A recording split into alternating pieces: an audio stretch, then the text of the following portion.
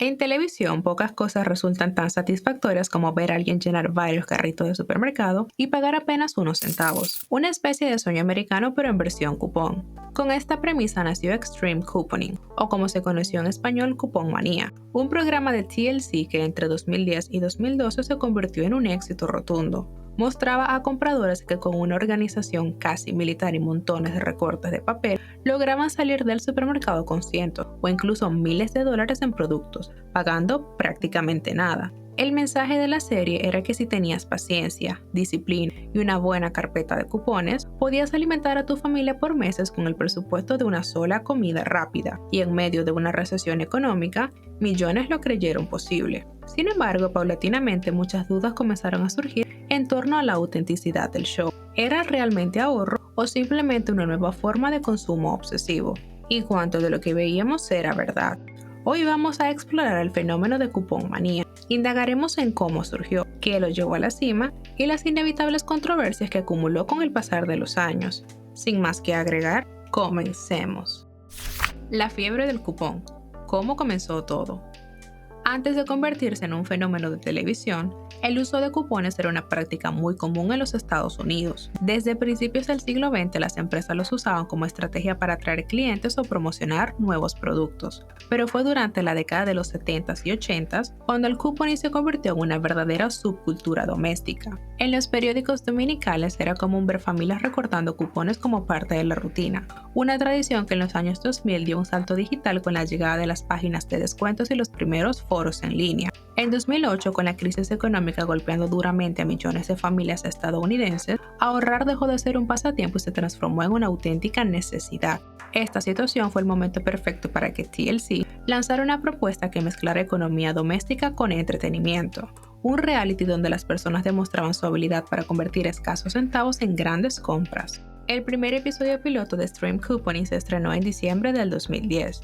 La audiencia fue tan alta que el canal decidió convertirlo en serie. Apenas un año después, el programa ya tenía millones de espectadores.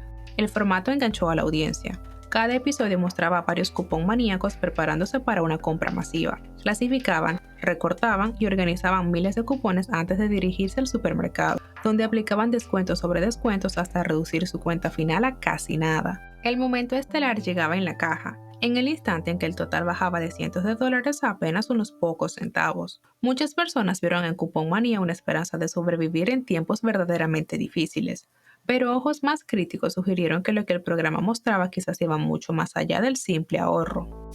El límite entre ahorrar y acaparar. A simple vista, Cupón Manía podía parecer inofensivo. Gente común mostrando disciplina, ingenio y un método que según el programa cualquiera podía replicar. Pero a medida que la serie avanzaba, un factor muy importante comenzó a llamar la atención: la magnitud de las reservas. No eran simples despensas familiares, eran literalmente almacenes domésticos. Paredes enteras cubiertas de pasta dental, papel higiénico, pañales, pasillos improvisados con estantes llenos de detergente, comida enlatada y botellas de champú. El programa lo llamaba The Stockpile, o la reserva, y lo presentaba como un logro, una muestra de previsión y poder de compra. Pero fuera generó controversia. Varios críticos empezaron a comparar las escenas del programa con conductas propias del acaparamiento compulsivo, un trastorno reconocido por la Asociación Americana de Psiquiatría. La diferencia era que aquí, el acaparamiento no se trataba de desorden ni basura, sino de exceso supuestamente justificado por el ahorro. En un episodio, un participante presumía tener más de 50,000 toallas femeninas, a pesar de haber pasado por una histerectomía y no necesitarlas. Otra mostraba su orgullo por acumular 768 rollos de papel higiénico, mientras una tercera almacenaba comida para gatos sin tener gatos. Algunas de estas personas incluso construyeron cuartos adicionales o usaban el garaje entero para guardar productos. El ahorro se había convertido en una forma de vida, e inevitablemente ese estilo de vida comenzaba a pasar factura. Varios ex participantes contaron que después de que pasaban horas cada día clasificando, cortando y organizando cupones, el tiempo con su familia se reducía y las discusiones eran frecuentes. El espacio personal desaparecía casi por completo.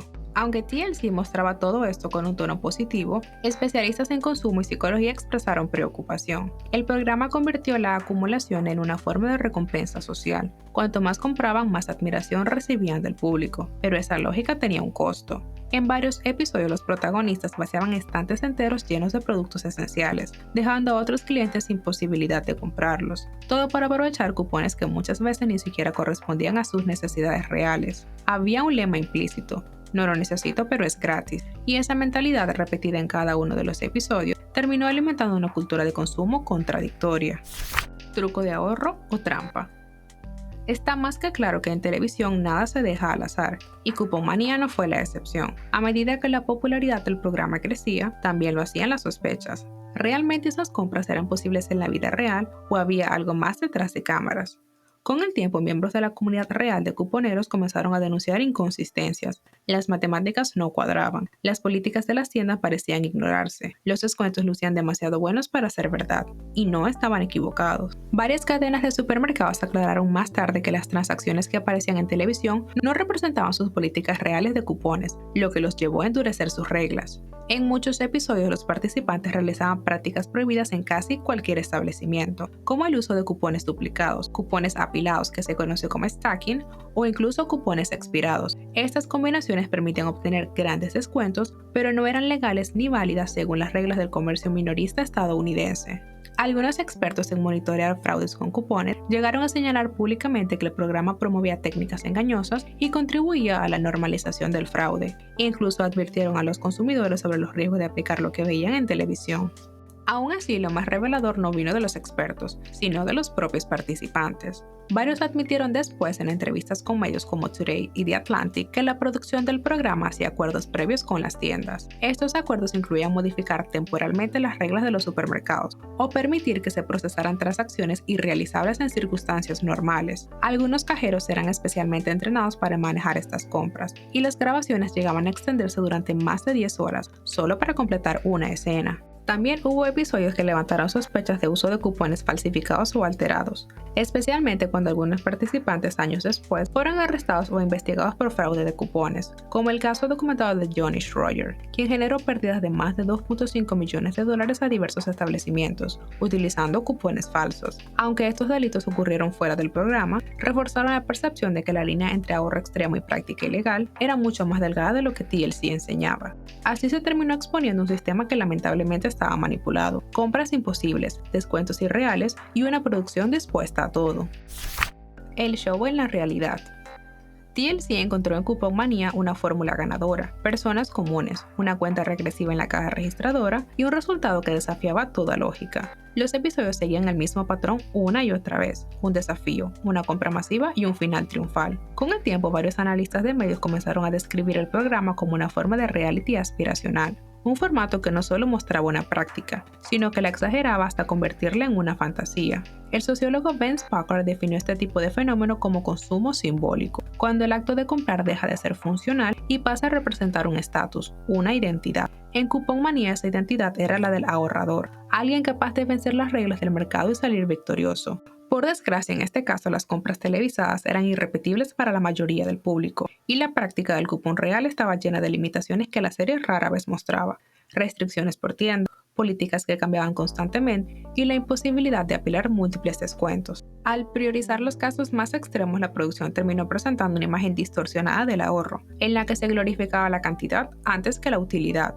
Los carritos repletos, las despensas llenas y las escenas de júbilo eran parte del atractivo. Esa exageración generaba audiencia, pero también moldeó la percepción del consumo inteligente como algo competitivo. En paralelo, los foros en línea y los grupos de cuponeros comenzaron a llenarse de personas intentando replicar lo que veían. Muchos acabaron frustrados al descubrir que las políticas reales de cupones no permitían obtener los mismos resultados. Otros simplemente se desanimaron, convencidos de que solo con trucos o contactos se podía alcanzar ese nivel de ahorro. Y aunque el formato logró su objetivo, ser exitoso, también abrió un debate más amplio sobre cómo estos realities fomentan ideas que poco tienen que ver con la vida diaria.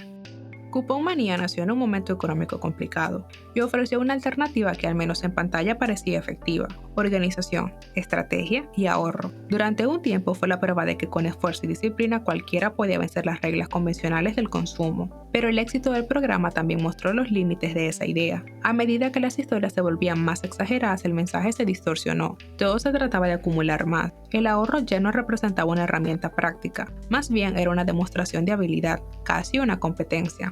En la práctica, lo que muchos no vimos fue el nivel de preparación detrás de cada episodio, los acuerdos con tiendas y la nula posibilidad de replicar esas compras en la vida real.